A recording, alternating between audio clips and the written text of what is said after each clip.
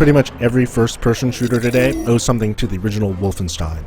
Wolfenstein 3D is the great granddaddy of the genre. It helped popularize corridor shooters and featured a wacky alternate history of World War II, complete with a boss battle with a mechanized Hitler. Well, those pesky Nazis are at it again. They're messing around with a dark energy source called Black Sun, and it's up to our boy, BJ Blazkowicz, to stop them. So does this new Wolfenstein live up to the family name? Let's start with the presentation. Agent Blazkowicz, you have an annoying tendency to appear at the worst possible moment. Wolfenstein has an interesting retro feel to it. You can tell the developers have a love of the source material. Everything has a crazy Indiana Jones meets Hellboy kind of vibe. Even BJ has the poofiest hero hair to ever grace the 1940s. In terms of graphics, the character models look pretty good, and there's some impressive moments when things start blowing up. However, it's nothing that really stands out. The weapons are your mix of standard World War II era stuff and crazy sci-fi guns.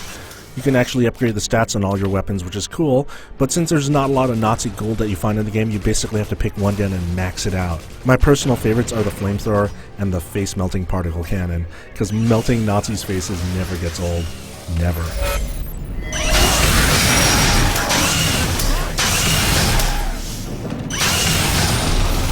Wolfenstein surprised me at first because it's not a pure linear shooter like most shooters are these days. In many ways, it's a throwback to its famous progenitor, Wolfenstein 3D. Basically, you operate out of the city of Eisenstadt, and the city streets act as a hub for your missions. You wander around killing Germans, and you also talk to people to get missions, or you go to the black market to upgrade your guns. Now, this sounds pretty cool in theory, but don't get too excited. What's disappointing about Wolfenstein is that the developers have a germ of a great idea, but they play it safe. So instead of some open-world GTA-style shooter, you really get this really small town where all you have to do is to go somewhere is go out a door, turn a couple of corners, and then you're there. In addition to the guns, you also have access to paranormal powers that can act as special kinds of second sight, bullet time, shields. Well, you know, it's the standard stuff we see in a lot of shooters that have paranormal elements. It's cool how some of this is integrated in Wolfenstein, though. I mean, you can use these powers to travel in another dimension called the Veil. This opens up a lot of alternate routes in the game. It also lets you explore a little more to find some of that Nazi gold to upgrade your weapons.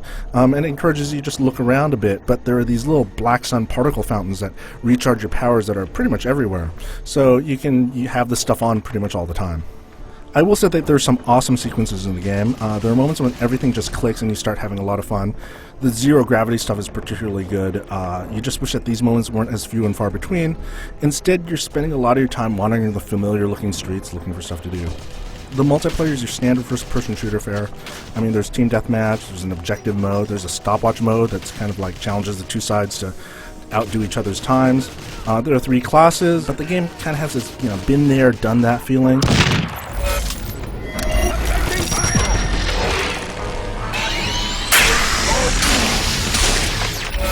Wolfenstein is not a bad game at all. It's a capable shooter with a few interesting ideas. However, it's like the developer didn't trust itself to go all out with these ideas. If they had just made the world bigger and less linear, they could have had something that really stood out. As it is now, it just feels like another World War II shooter that's fun but not very memorable. For the full written review, head over to IGN.com.